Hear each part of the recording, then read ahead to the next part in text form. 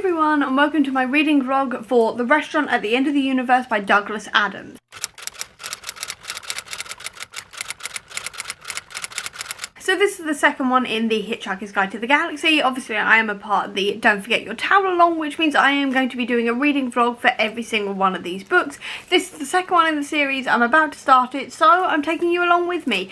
In terms of what Restaurant at the End of the Universe is actually about, I don't really know, further than the fact that we're following Ford Prefect and Arthur Dent and all the characters that we met in the first book in this one, and I guess they're heading towards the restaurant at the end of the universe. I don't know anything else at all. I'm just going to start it and see where it takes me. So I'm going to get going and I will update you when I first have something to say about this book. So I'm literally only just starting this book now.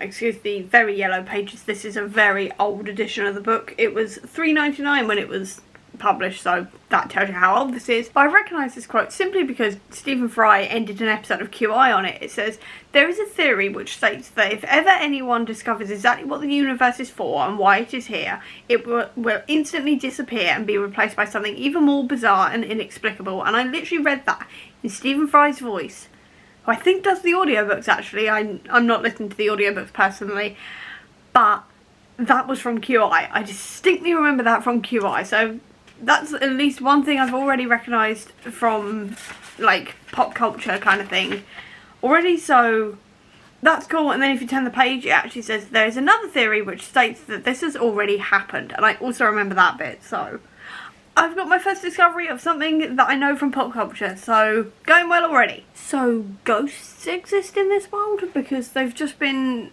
attacked by the Vogons, obviously, and Zaphod Beelzebrox, or Zaphod, I'm just going to call him Zaphod, has called up his ancestors to help. But their numbers are going the wrong way because there was something to do with contraception and time travel, so time travel also exists, but so do ghosts. Didn't see that one coming.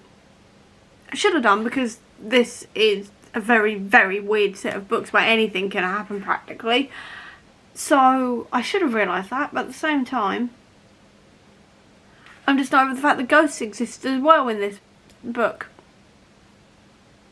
I don't know how I feel about that. I love the idea of ghosts, I love ghostly things, but I'm just like, this is a sci-fi. But at the same time, I need to keep on remembering that just because it's a sci-fi, it's Douglas Adams, which means it's not going to obey the laws of sci-fi or anything else. Because one, this is a very sort of like foundational book in the sci-fi canon, and two, it is Douglas Adams, which means that he's going to do anything. He's going to just do anything he fancies. I should just be used to this. I should just be used to this, but it's just a bit weird and taking a little bit of time to get used to. Again, I have to get myself into the headspace that this is just vibes. That's what this book series is. It is vibes and very little plot. It is just vibing and jokes. So I'm just going to have to deal with the fact that ghosts exist in this world. Didn't see that coming. But then again, I shouldn't have seen coming the talking mice either, so it's all weird. It's all weird. I just thought I'd say that. Ghosts. Didn't see ghosts coming. Should have done, but didn't. Marvin just outsmarted the tank by just talking to it and making it basically disintegrate the floor it was on and got rid of it that way. I can't tell if that's genius or just plain random. Can't tell either way, but I think it's leaning more towards the genius side of things. Just. Maybe. Yeah, I think it's leaning more towards genius, but at the same time, how did Marvin just do that? So I'm now on at chapter 14, which is page 75 of this edition, which is 187 pages long, so round about halfway through, and Trillian has only just spoken. Literally, there's been no lines from Trillian until this point. She hasn't really done anything, and she's just sort of been part of the background until this point. And it wasn't until after the first live show that I noticed that she wasn't really more than like a background character who's been treated really badly by everyone. And then it's taken nearly half the book for her to say anything at all or do anything, and I'm like, that is seriously of its time. That's really sexist, to say the least. Like, I wasn't expecting Trillian to have that much agency, but this book really fails the what's known as the sexy lamp test in movies. Obviously this isn't a movie, but you get my point, in the sense that a movie will fail the sexy lamp test if a woman could be replaced by a lamp and none of the storyline would change. This definitely does not pass that test whatsoever, because she could literally be replaced by a rock and nothing would change, as far as I can tell this far into it. And then also this doesn't pass the Bechdel test because there is no other named female character. There was the female receptionist, which again slightly sort of sexist in the sense that it had to be a woman who is a receptionist.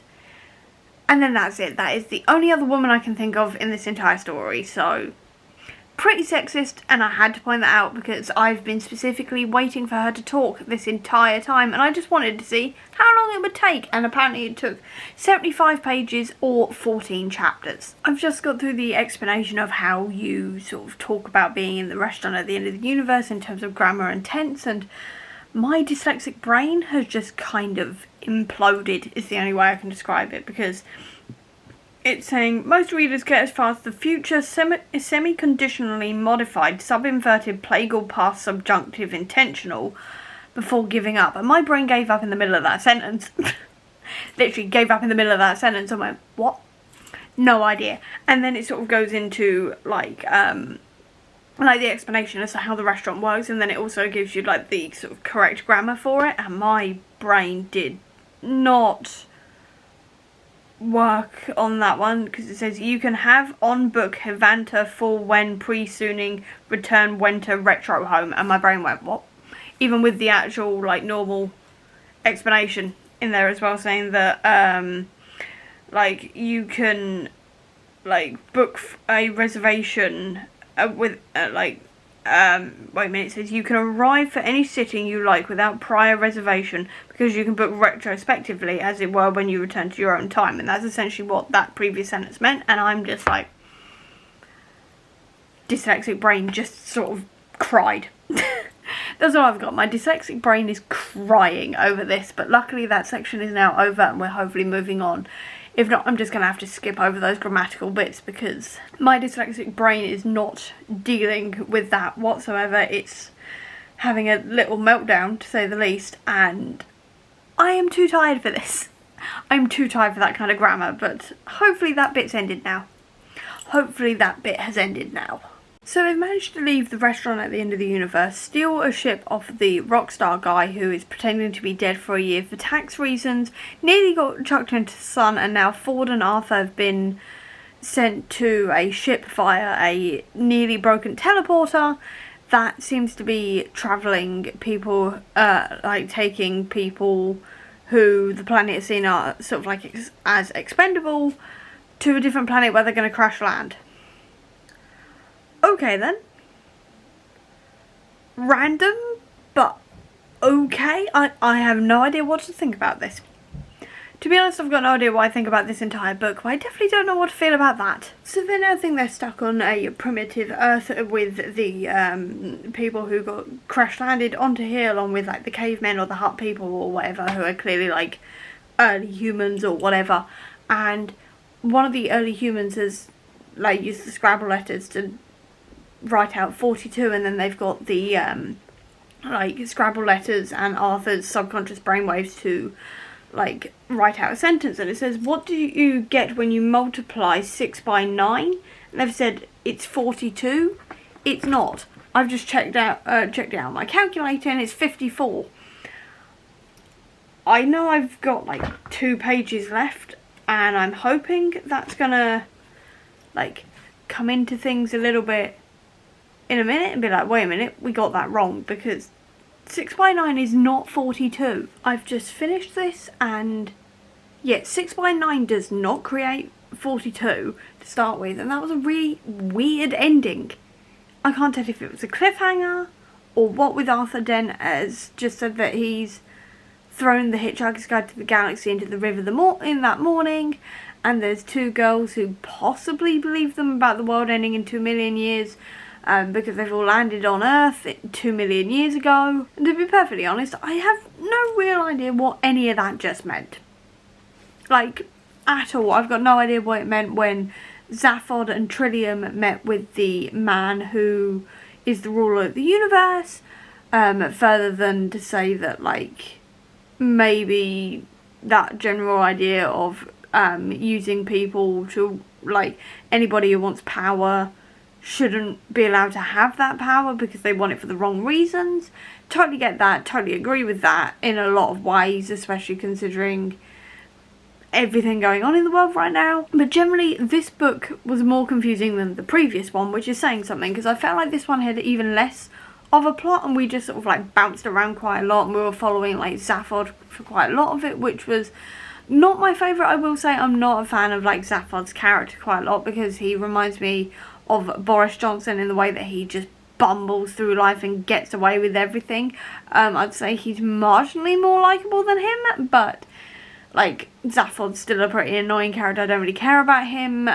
Trillium, I would probably like if she spoke more, but she barely speaks, and when she does, it's generally like repeating or basically just agreeing with what other people are saying around her, so she doesn't really have that much of a personality to her. Ford and Arthur are great, but there's not really that much to like cling on to as characters there either, so this one was very, very plotless, unless I've completely missed something obvious here, which is entirely likely because I always do that with books that are like metaphorical, but I don't know if this is metaphorical or not. If it is, it's gone over my head. If not, then I've just read exactly what everyone else reads. But generally, I'm just unsure of this one. It felt very odd, and not in a good way, and just, I don't know what to think of it. I do not know what to think of it. I think I'm going to give it 2.5 stars because it was reasonably interesting, but I spent most of the time with just like question marks off my head and just not understanding what the hell was going on, and just wanting like some sort of plot thing to happen that was something like solidly like happening throughout this book that I could follow, or like some character development or anything like that. But I don't know, it was interesting, but definitely not my favourite, so I'm going to give it 2.5 stars, I think. May lower it later, don't think I'll higher it, but I'm thinking 2.5 stars. And that is where I'm going to be leaving this reading vlog, because that's all I've really got to say about the restaurant at the end of the universe, because I don't really know what else to say about it. If I do think of anything else, it will be in our live show that will be at the beginning of March, so keep an eye out for that. I'll leave a link down below to the Twitter account so you can check it out. And speaking of what will be linked down below and everything else, if you like this video, please do give it a thumbs up. Comment down below, tell me your favourite part of this, I'd love to know. Or if you don't have that much time, leave me a planet emoji down below to let me know that you were here. I'll also leave a link as well down below to all of my social media if you want to check it out, including to the Comic Book Sanctum, which is my website dedicated to Marvel Comics, and obviously to the Twitter account for the Don't Forget Your Towel Along, so you can check out when our next live stream is going to be, where we discuss this book in full. I'll also leave a link as well down below to my Etsy and Redbubble store, which sells bookish merch if you're interested in that. Or if you just want to see any more of my videos, please click subscribe here, and over here will be the link to my previous video. But until next time everyone, bye!